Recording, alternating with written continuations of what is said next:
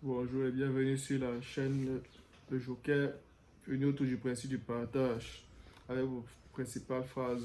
Le monde du partage, je vais remplacer le partage du monde. Donc, comme d'habitude, j'espère que vous vous portez bien, car on a l'habitude de dire que le plus important c'est la santé. Et plus loin, tant qu'on vit, il y a espoir, donc restez en santé et faites de votre mieux pour évoluer chaque jour dans vos objectifs. Ainsi donc, la journée d'aujourd'hui, elle a pour thème, on va parler principalement de la sagesse en fait. On va parler de la sagesse en prenant pour principal exemple cette crise ukrainienne, la Russie contre l'Ukraine. Et si je vous dirais donc assez simplement, soyez sages. Soyez sages dans la vie et comptez sur vous-même. Comptez d'abord sur vous-même. Parce que cette situation de guerre actuelle euh, fait assez mal en fait de voir toutes ces personnes qui sont déportées, toutes ces personnes qui se déplacent. Dans le monde, je prends juste l'Ukraine comme exemple. Dans le monde, dans nos différents pays, ici en Afrique, il y a tellement de cas. Les gens qui se déplacent, les populations sinistrées, les villes détruites, tous ces investissements jetés à l'eau. Imaginez la vie de ces personnes qui doivent, ces vies doivent recommencer. Ces personnes doivent recommencer leur vie presque à zéro. Hein?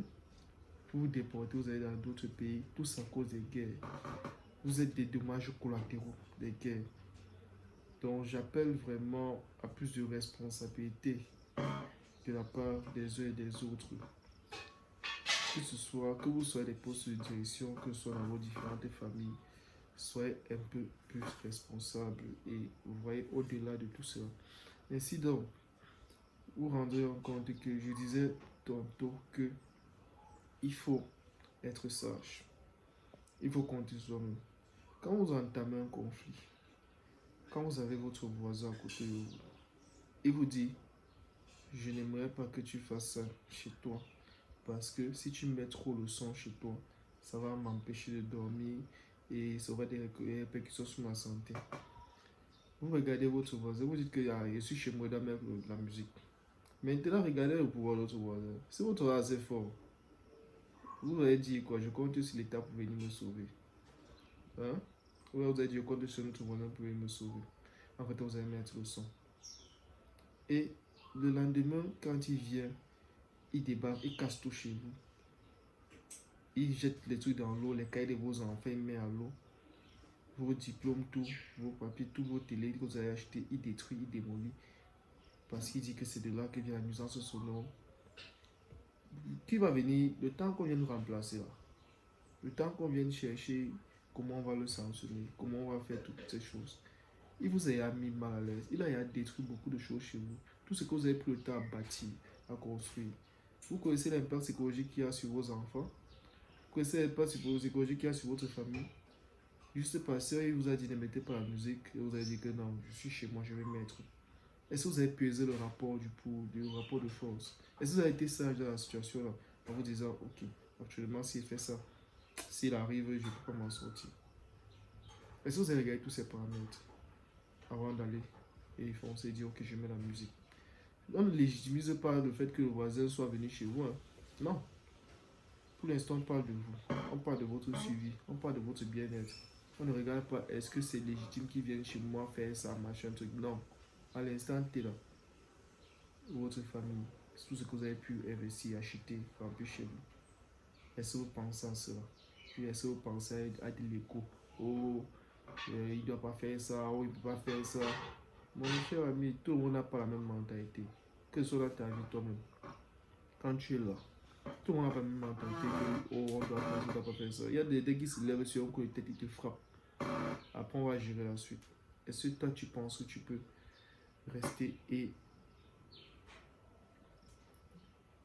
supporter cela? Soyez donc sage. Soyez donc sage, pesez le rapport de force.